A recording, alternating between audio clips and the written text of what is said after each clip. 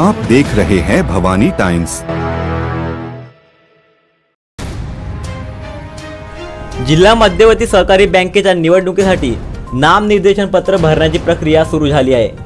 तब्बल 13 वर्षांनंतर होत असलेल्या या निवडणुकीत सहकार क्षेत्रात चांगलीच रंगत आली आहे।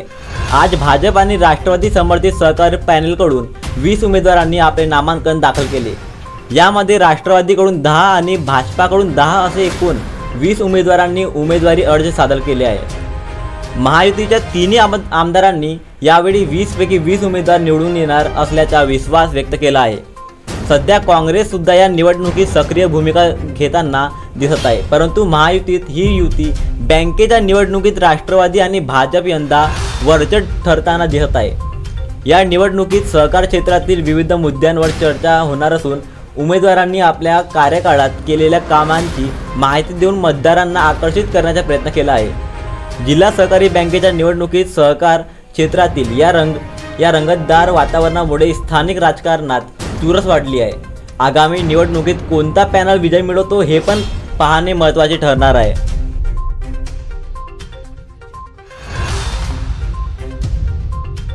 आज तक के बैंक ने अच्छा काम किया है, आगे भी किसानों के हित में बैंक अच्छा काम करेंगे, ऐसा मुझे पूर्ण विश्वास है। भारतीय जनता पार्टी और राष्ट्रवादी कांग्रेस पार्टी की युति है और इस युति में हमारे पूरे 50-50 यानी 10-10 में हमारी युति हुई है। 10 राष्ट्रवादी कांग्रेस के और 10 हमारे भारतीय जनता पार्टी के सदस्य रहने वाले हैं। इसमें हमारी युति महत्वपूर्ण रूप से संयुक्त रूप से होगी और उसमें हमारे पूरे 20 के 20 हमारे संचालक चुन के आएंगे। इसके लिए हमारा पूरा अथक प्रयास रहेगा।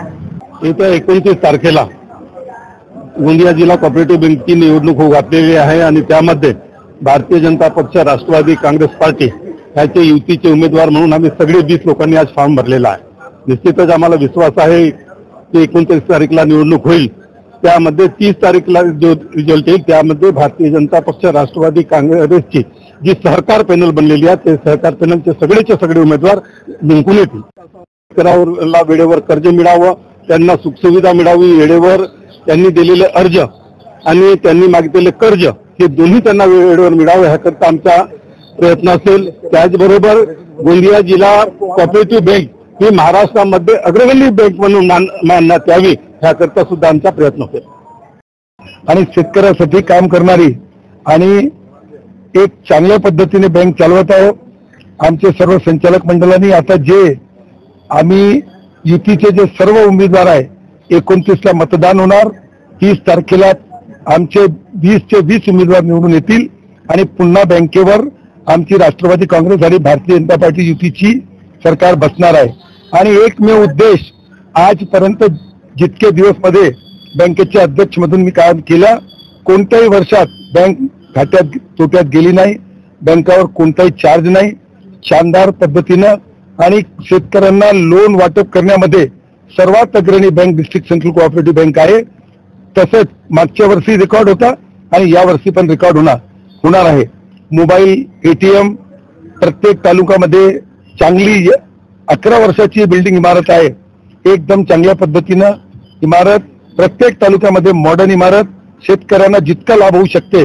आणि बँकेला समोर येण्यासाठी तुम्ही जरी इथे आमच्या पोर्चमध्ये पाहिलं तर पूर्ण भंडारा आणि गोंदिया जिल्ह्यात मोबाईल एटीएम कुठेही कोणत्याही कोपऱ्या कोणात जाऊन मोबाईल एटीएम फिरतोय, असे 4 मोबाईल एटीएम नाबार्डकडून आणखीन भेटणार आहे। अशी दिन प्रतिदिन आम्ही प्रगती करत आहोत।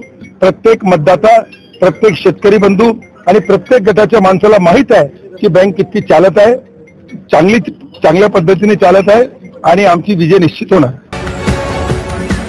आप देख रहे हैं भवानी टाइम्स।